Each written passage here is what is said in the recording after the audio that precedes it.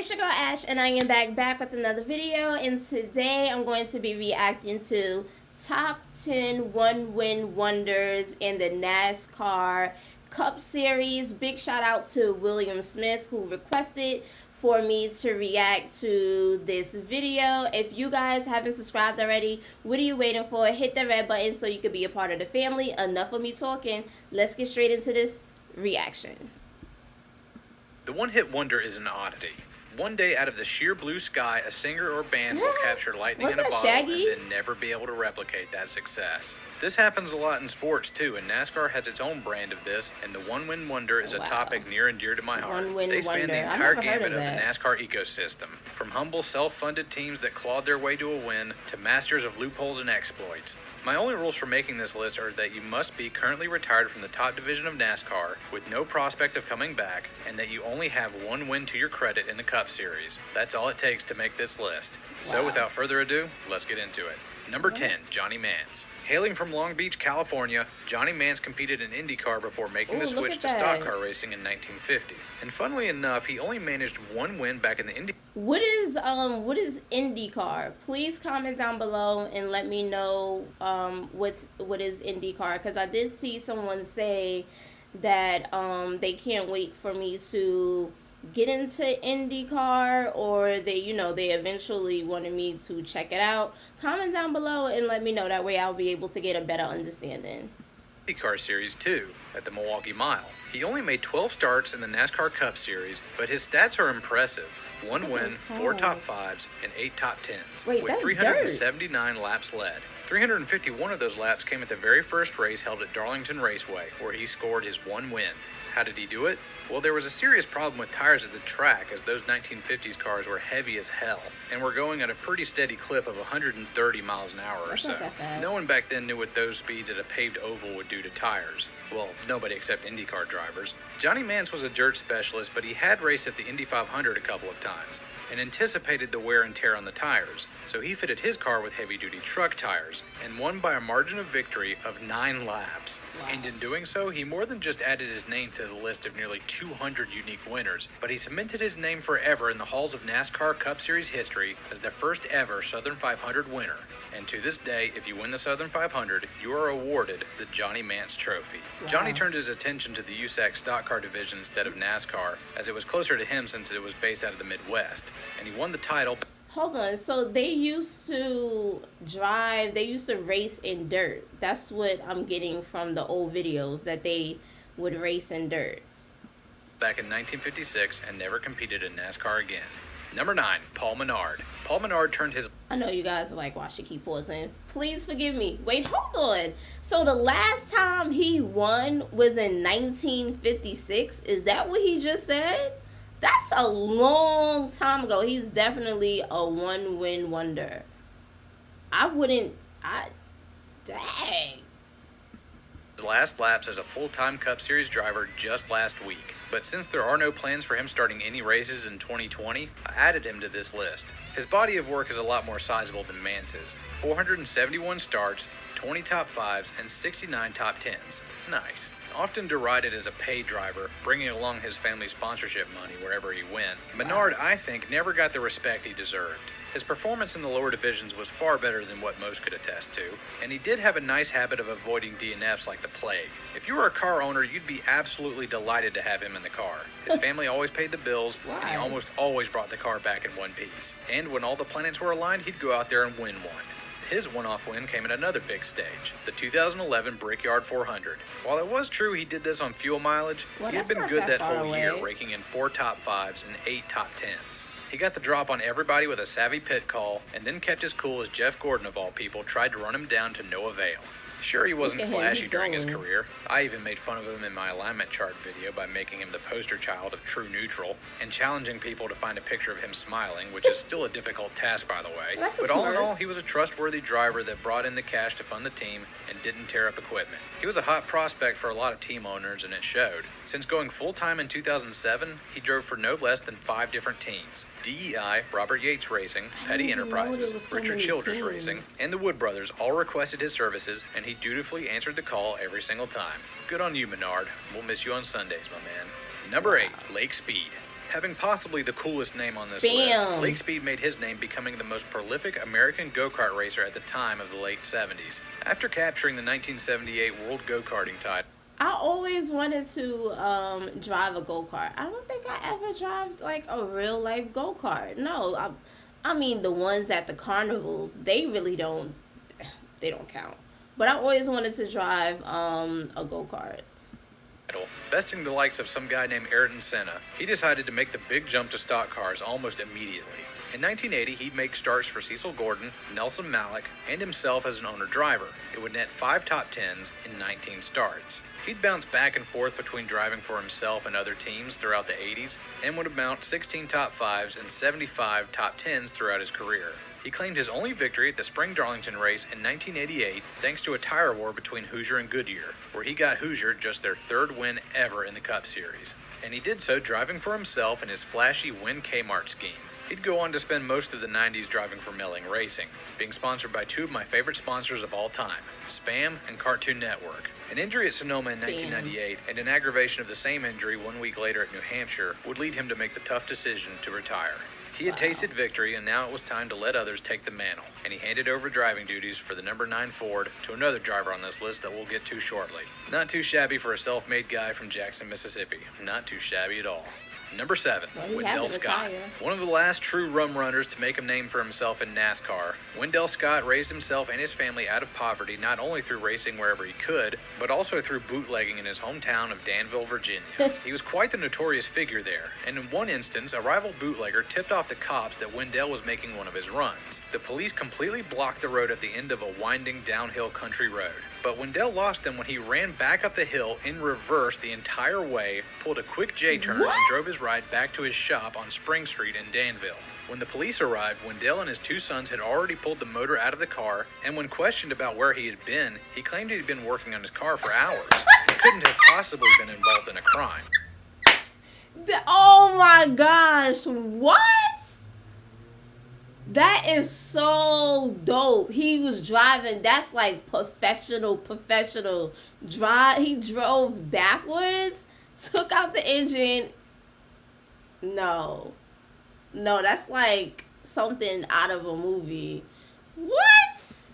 He went to night court, and the judge found it so hard to believe that Wendell had evaded police and disassembled a motor in such a short amount of time that he quite famously said, "Next time you bring Wendell into my court, bring him, the liquor, and the motor, or else there's no case." On the track, Wendell always outperformed his equipment, which he had all built himself or bought from other teams. Across his career, he gained 20 top 5s and 147 top 10s. In 1964, he scored his first and only victory at Speedway Park in Jacksonville, Florida, driving an old Chevy he had bought from Ned Jarrett. But the race was not without controversy.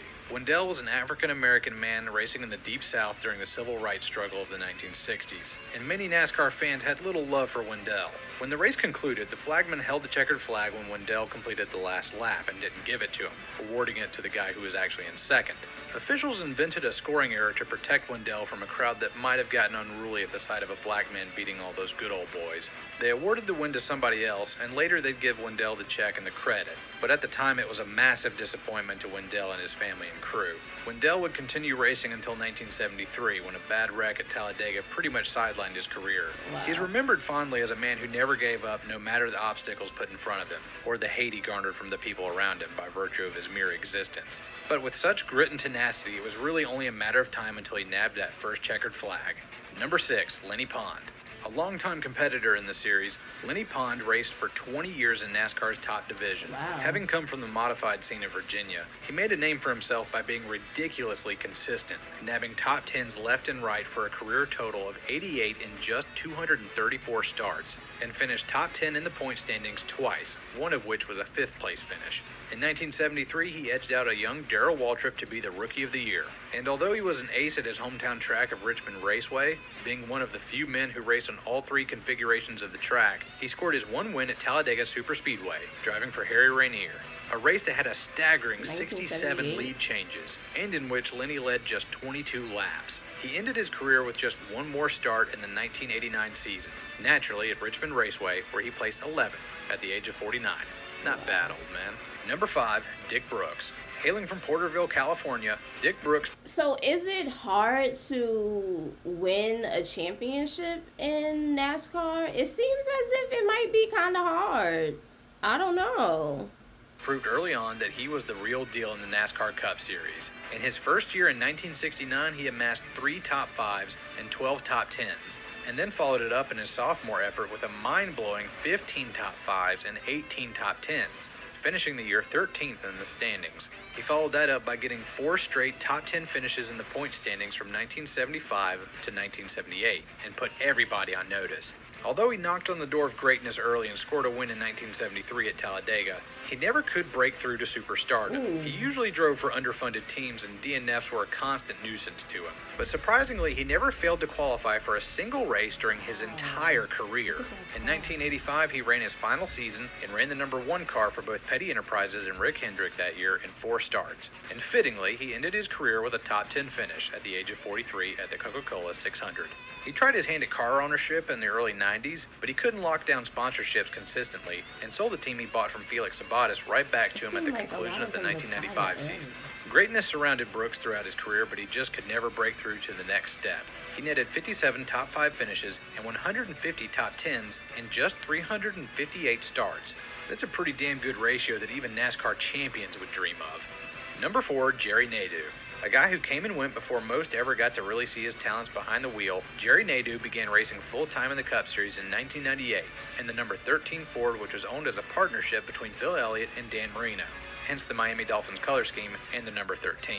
He and his team remained quiet until the Sonoma race that year, in which he captured the outside pole, and then went charging straight up the damn hill in the first series of turns. The man raced the exact same way I did in NASCAR video games, with total reckless abandon. I loved it. When Lake Speed would abruptly retire in 1998, Jerry would jump ship and drive for the number 9 team and find even more success there.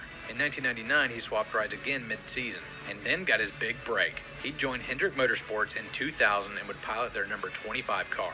There he scored his first and only win at the Fall Atlanta race, and it wasn't a fluke either, leading 155 of 328 laps. He probably should have won 3 or 4 more races in his career, but Lady Luck would say otherwise. He was the car to beat at the 2000 Coca-Cola 600 until he blew his engine. He ran out of gas on the last lap while leading at Atlanta in 2001, and in 2002 he had the race at Sonoma in the bag until he broke a rear end.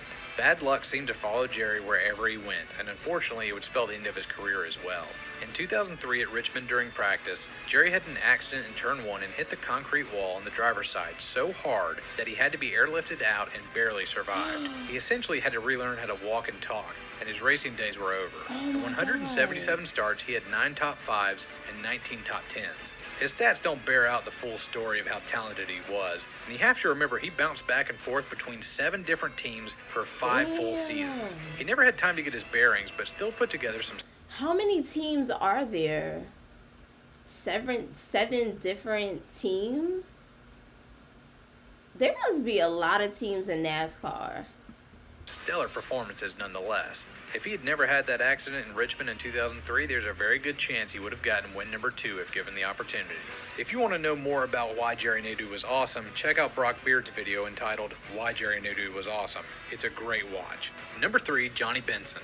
The man who never got the quality rides he deserved in the top division, Johnny Benson floundered in the Cup Series driving for teams that either had never won before, or as was the case with his Roush Racing stint, where expansion teams branched out from already existing organizations. Even still, he got 18 top 5s and 58 top 10s in an era of NASCAR that was brimming with talent. His lone win came in 2002, driving the number 10 Valvoline Pontiac at Rockingham, a tough little track known for bringing out the best in drivers and producing unlikely winners. The true indicators of his talent level were in the lower divisions, however. He won the 1995 Busch Series Championship, and when he dropped down to the Truck Series in the mid-2000s, he won 14 races and chalked up 90 top 10s in just 138 starts, en route to the title in 2008.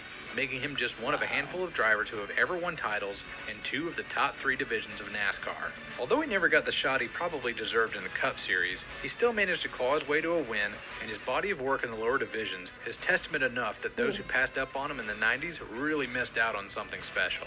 Number 2, Joe Eubanks. One of NASCAR's pioneering drivers, he was good friends with legendary car owners Bud Moore and Cotton Owens. All three men called Spartanburg, South Carolina home, and the trio had even volunteered for service during World War II together. After the war, they used their GI Bill benefits to begin their racing careers in the early 50s. Cotton Owens saw the most success as a driver, winning 9 races, and Bud Moore would win a plethora of races as an owner, leaving Joe Eubanks as the odd man out. He was no pushover though, nabbing 37 top 5s and 81 top 10s in 159 starts. His lone win came at one of NASCAR's founding tracks, Okanichi Speedway in 1958, a high-speed 9/10 of a mile dirt track. After Junior Johnson crashed out late, Joe nabbed the lead and led the final 12 laps and claimed the trophy and the winner's purse of $800. Joe ran a part-time schedule for most of his career, and he knew it was all but impossible to make a living racing stock cars full-time back in the 50s. But when he did show up to a racetrack, it was a pretty safe bet that everybody there was going to have to work a little bit harder to get that checkered flag that day. So here he sits at second on this list. And finally, number 1, Mario Andretti. Mario Andretti is easily one of the greatest race car drivers of all time. And if he isn't at least on your top 5 list, I'm afraid I'm going to have to ask you to step outside so I can talk some sense into you. He's won everything from the Formula One World Championship to the Indy 500. And although the USAC stock car division was more his speed, he still made 14 starts in the NASCAR Cup Series, where he got 3 top 10s and led 160 laps and netted just 1 victory. And in true Andretti fashion, that one win came at none other than the Daytona 500. In 1967, driving for legendary Holman Moody Racing, he bested his teammate Fred Lorenzen at the Great American Race, much to the chagrin of the 94,000 NASCAR faithful in attendance that day. Mario made all of his starts in the 1960s, and for the most part, he either raced at Daytona or Riverside International Raceway. Riverside was the opener back then in January, and the Daytona 500 was 1 month later in February. So he used the first 2 NASCAR races of the year as a sort of warm-up before the IndyCar season started in March. His exploits in open-wheel racing were well known, and when it came time to wheel a big heavy stock car around, he had his pick of the litter of cars, as team owners would offer up the best rides they could spare for him. So it should come as no surprise that he was able to team up with Holman Moody Racing and win the 500. Actually, the only surprise here is that he didn't win more races, but this lone trip to NASCAR victory lane cements him as the greatest one-win wonder in NASCAR history. That just about does it for this top 10 list. Agree? Disagree? Tell me what you think. I'm Slapshoes. Thanks for watching. That was definitely fun to watch. I still can't believe that Wendell, I think that's his name, Wendell drove backwards to his shop, took out the engine, and act like he was working on his car. Like, that is just hilarious. Please comment down below. Let me know how many teams there are. And is it hard to really win the Cup Series in NASCAR? It seems as if it might not be that hard from the outside looking in, but I'm pretty sure, like, it's probably hard. But I just can't imagine, like, people just not winning for, like, you know, over, like, 20, 30 years and more than that. Like, that's crazy. That is definitely crazy. But 2 of the drivers had to retire because they had, you know, they had like a lot of health issues or whatever. But I hope you guys enjoyed this reaction. Please comment down below. Let me know what you guys think. Give your girl a thumbs up, share, all of that good stuff. And I'll see you guys in the next video. Bye, fam.